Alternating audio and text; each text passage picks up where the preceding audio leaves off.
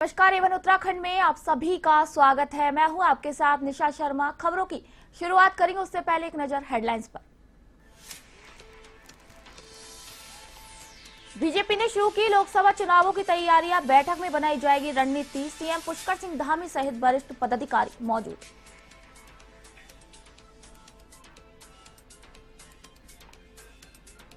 हरीश रावत की पदयात्रा पर राजनीति जारी। बीजेपी अध्यक्ष महेंद्र भट्ट ने बताया नौटंकी। गणेश जोशी को हरीश रावत पर आया तरस।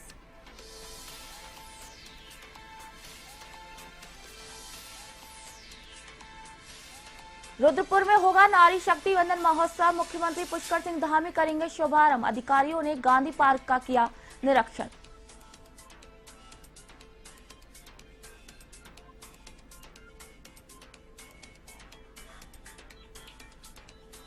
रामलला के आगमन को लेकर भाजपा की तैयारियां जोरों पर। कांग्रेस ने कहा राजनीति करना गलत, संतों और भक्तों को करनी चाहिए कार्यक्रम की तैयारी।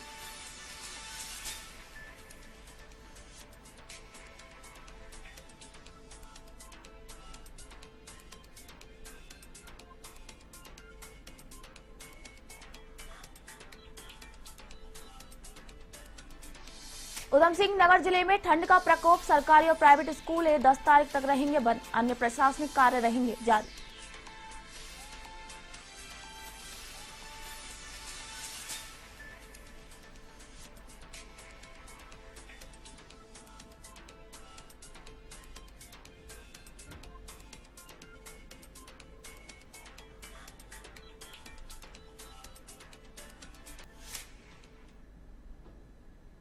और अब खबरें विस्तार से। उत्तराखंड बीजेपी के प्रदेश अध्यक्ष महेंद्र भट्ट ने राजधानी देहरादून में पूर्व मुख्यमंत्री हरीश रावत की ओर से निकाली गई पदयात्रा पर कटाक्ष किया है। भाजपा प्रदेश अध्यक्ष ने कहा कि पूर्व मुख्यमंत्री की पदयात्रा का नाम ही सांकेतिक है।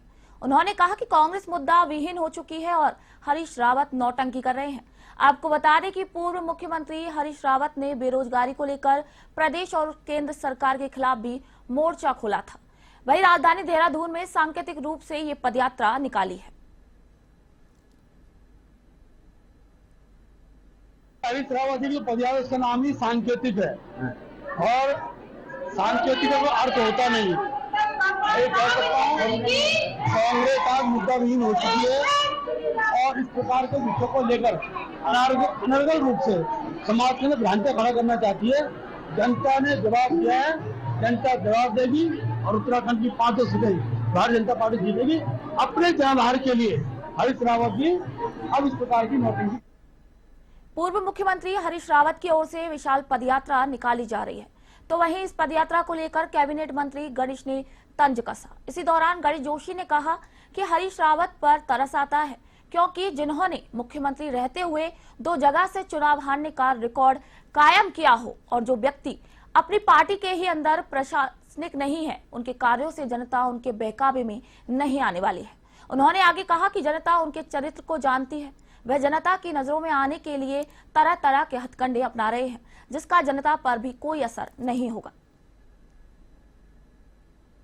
पर तरस भी आता है। जिन्होंने मुख्यमंत्री रहते हुए 2 जगह से हारने का रिकॉर्ड कायम किया हो, जो अपनी पार्टी के अंदर भी प्रासंगिक नहीं है, उनकी पार्टी उन्हें गंभीरता से नहीं लेती, जो सिर्फ मात्र चर्चाओं में आने के लिए कभी चौकोतरा पार्टी करते हैं, कभी काफल पार्टी करते हैं, कभी खीरा पार्टी करते हैं कि मीडिया में आ जाएं, लेकिन जनता उनके चरित्र को जानती है, कांग्रेस के चरित्र को जानती है, उनके बहकावे में आने वाली नहीं है और आने वाला कल भारतीय जनता पार्टी का। 22 जनवरी को अयोध्या में राम मंदिर के निर्माण के बाद रामलला के आगमन को लेकर जहां एक तरफ सत्ता दल भाजपा जोरों शोरों से तैयारियों में लगी है, तो वहीं दूसरी तरफ कांग्रेस पार्टी भाजपा को घेरते हुए नजर आ रही है। कांग्रेस के प्रदेश प्रवक्ता शीशपाल सिंह बिष्ट का कहना है कि राम मंदिर के नाम पर राजनीति करना सरासर गलत है। भगवान राम संत और भक्तों के हैं और इन लोगों को ही कार्यक्रम की तैयारी करनी चाहिए थी।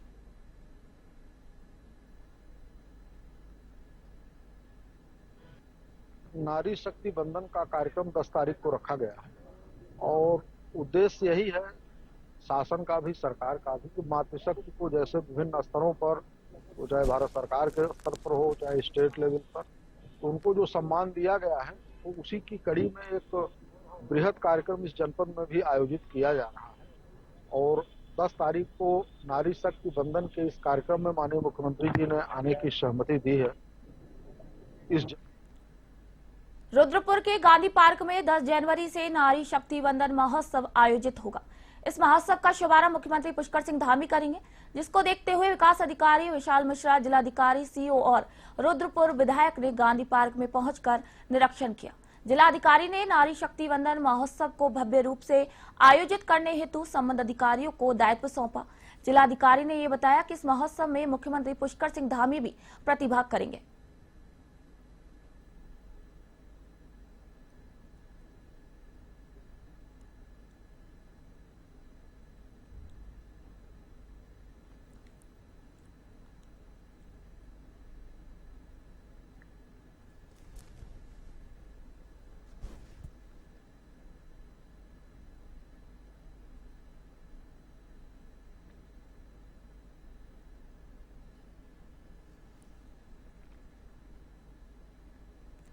देवप्रयाग विधानसभा में छेणाधार स्थित माधो सिंह भंडारी स्मारक पर पूजा अर्चना के साथ सांस्कृतिक मेले का शुभारंभ हुआ। इस मेले में बड़ी संख्या में स्थानीय लोगों ने भाग लिया, तो वहीं राज्य सूचना आयुक्त योगेश भट्ट ने सांस्कृतिक मेले में शिरकत की। इस दौरान उन्होंने मेला स्थल पर लगे स्वयं सहायता समूह और विभिन्न विभागीय स्टॉलों का भी निरीक्षण किया। इसी दौरान सांस्कृतिक कार्यक्रम और माधव सिंह भंडारी की नृत्य नाटिका का सुंदर मंचन किया गया। तो वहीं योगेश भट्ट ने कहा कि माधव सिंह भंडारी स्मृति मेला ऐतिहासिक विरासत है। इस इतिहास में सभी लोगों को प्रेरणा लेनी चाहिए। उन्होंने मेला आयोजनों को लेकर समिति की सराहना की। अपने स्तर पर हमने कहा हम प्रयास करेंगे और अभी मुझे आज ही जानकारी प्राप्त हुई कि इस मेले को जो है राजकीय मेला घोषित किया गया है इस बार से, और बड़े हर्ष की बात है। सब लोग इसके लिए जो आयोजक हैं वो भी बधाई के पात्र हैं, जिन्होंने इस परिकल्पना के साथ ये मेला शुरू किया, उनके लिए भी बहुत बहुत बधाई है इस बात के लिए लेकर। और आगे भविष्य में ये मेला और बढ़े और इसका स्वरूप निखर कर आए, इसके लिए हम अपने स्तर से जो भी प्रयास होगा वो किया जाए। रानीखेत में भतरोज खान के हीरानंद महाराज मंदिर में एक कार्यक्रम के दौरान क्षेत्रीय विधायक डॉक्टर प्रमोद नैनवाल ने दीप प्रज्वलित कर हीरानंद महाराज पंपिंग पेयजल योजना का शुभारंभ किया। इस दौरान ककलासो क्षेत्र के ग्रामीणों ने फूल मालाओं से विधायक का स्वागत किया। ककलासो क्षेत्र के लोगों को इस योजना के बनने से एक बड़ी पेयजल समस्या से निजात मिल गई है। वहीं इस पंपिंग पेयजल योजना के बनने से लगभग 26 ग्राम पंचायतों की 46 राजस्व ग्राम लाभान्वित होंगे। डॉक्टर प्रमोद नैनवाल ने कहा कि 6 योजनाओं में से लगभग 32 करोड़ रुपए की पंपिंग पेयजल योजना का शुभारंभ किया गया है। ककलासो क्षेत्र की जनता को हीरानंद महाराज पंपिंग पेयजल योजना के रूप में एक बड़ी सौगात मिली है। आज ककलासो क्षेत्र के लगभग 26 ग्राम सभाओं के 46 राजस्व गांवों के लिए 32 करोड़ रुपए की पंपिंग पेयजल योजना की जो हमारी 6 योजनाएं थी, उनको एक साथ आज उनका उद्घाटन किया है, उनका शुभारंभ किया है। और पूरे क्षेत्र की जो लगभग 12,500 की आबादी थी, वो पिछले लंबे समय से पेयजल की उपलब्धता नहीं होने के कारण बड़ी दुखी थी, बहुत परेशान थी और निरंतर इसका मांग कर रही थी कि यहाँ पेयजल योजना का निर्माण किया जाए। मैं अपने यशस्वी मुख्यमंत्री श्री पुष्कर सिंह धामी जी का और अपने सांसद श्री अजय टमटा जी का हृदय से आभार व्यक्त करता हूं कि आपने मेरे अनुरोध को स्वीकार करते हुए यहाँ पर 32 करोड़ रुपए की पंपिंग पेयजल योजना स्वीकृत की और आज उसका हम अंकिता हत्याकांड मामले में सुर्खियां बटोरने वाले पत्रकार आशुतोष नेगी ने सरकार पर गंभीर आरोप लगाए हैं। उन्होंने बताया कि वे लंबे समय से शिक्षा विभाग के काले कारनामों को उजागर करने का काम कर रहे थे, जिसके कारण पूर्व शिक्षा अधिकारी रहे 2 अधिकारियों को सलाखों के पीछे पहुंचाया था और इसी के कारण पौड़ी निवासी व्यक्ति ने उन पर SC/ST एक्ट के तहत मुकदमा दर्ज भी करवाया। साथ ही उनके 3 अन्य साथियों पर भी SC/ST एक्ट का मुकदमा थाने में दर्ज हुआ है। इधर सीओ सदर श्याम दत्त नौटियाल ने बताया कि 1.5 साल पूर्व राजा कोहली ने लिखित में शिकायत दी थी कि 3 से 4 लोगों ने जाति सूचक शब्दों का प्रयोग किया। इसी के साथ ही उन्हें मारने और अन्य धमकियां भी दी गई। फिलहाल पुलिस मामले की जांच में जुटी हुई है। उन्होंने एक आदमी प्लांट किया हुआ है वहां पे, राजेश सिंह राजा कोहली। ये अनुसूचित जाति का व्यक्ति है और ये एक फर्जी कंप्लेंट मेरे खिलाफ दर्ज कराना चाहता था और फर्जी कंप्लेंट ये पहले भी कई लोगों के खिलाफ दर्ज करा चुका है और कई लोगों को ये फंसा भी चुका है और इसकी ये आदत है और ये कोई इसका रोजगार नहीं है, कोई काम नहीं है। ये पिछले 2 साल से फेसबुक पर मेरे खिलाफ अनर्गल बातें, मेरे परिवार के खिलाफ अनर्गल बातें।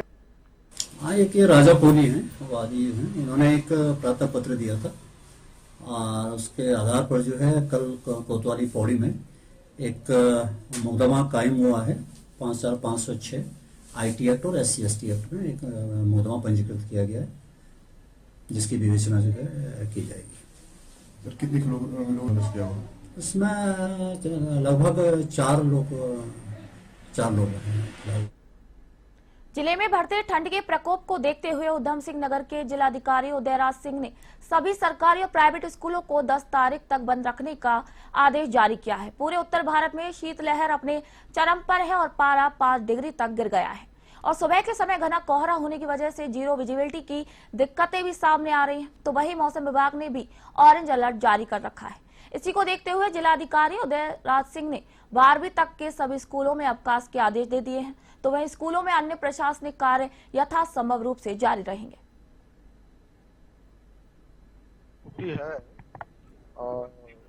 स्कूल कॉलेज में शीतलहर को भी देखते हुए है और ये देखा जा रहा है कि मैंने जो भी स्कूल कॉलेज हैं उनमें हम लोगों ने छुट्टियां दी नहीं है इस साल, तो उसके लिए हम लोगों ने 10 तारीख को चुना है, उसके लिए आदेश भी जारी कर दिया है। तो उसके बावजूद भी कई स्कूल अभी राष्ट्रीय उपाध्यक्ष लक्ष्मीकांत वाजपेयी की अध्यक्षता में भाजपा संगठन की बैठक शुरू हुई। आगामी लोकसभा चुनावों के लिए रणनीति बनाई जाएगी और सभी वरिष्ठ प्रचारकों के कार्यक्रम भी तय किए जाएंगे। 22 जनवरी को राम मंदिर उद्घाटन के तहत कार्यक्रम की वरिष्ठ नेताओं को जिम्मेदारी दी जाएगी। इस बैठक में प्रदेश प्रभारी दुष्यंत गौतम, राष्ट्रीय उपाध्यक्ष लक्ष्मीकांत वाजपेयी, CM पुष्कर सिंह धामी, प्रदेश अध्यक्ष महेंद्र भट्ट, पूर्व मुख्यमंत्री, राज्यसभा सांसद, कैबिनेट मंत्री सहित पार्टी के वरिष्ठ पदाधिकारी मौजूद हैं।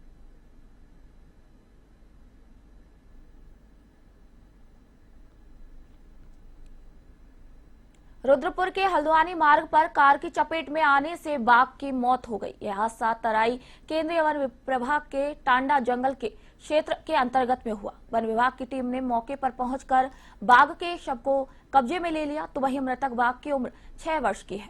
हादसे के बाद मौके पर भीड़ का जमावड़ा लग गया।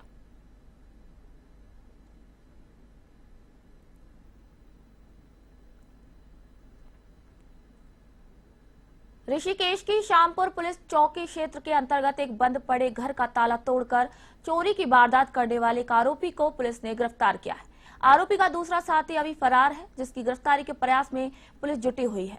आरोपी के कब्जे से पुलिस ने घर से चोरी की गई ज्वेलरी बरामद की है। वहीं आरोपियों ने बाइक पर चोरी की वारदात को अंजाम दिया है। SP देहात कमलेश उपाध्याय ने मामले की जानकारी देते हुए बताया कि 13 दिसंबर को श्यामपुर निवासी सुरेंद्र जोशी के बंद पड़े घर में चोरी की वारदात की थी। चौकी प्रभारी टीम ने एक आरोपी को गिरफ्तार कर लिया है, जिसकी पहचान सोनू निवासी देहरादून के रूप में हुई है। आरोपी ने पुलिस को बताया कि उसने अपने भाई भूरा के साथ मिलकर इस चोरी की वारदात को अंजाम दिया था। वह दोनों गली गली घूमकर गैस चूल्हा रिपेयरिंग करने का काम करते हैं।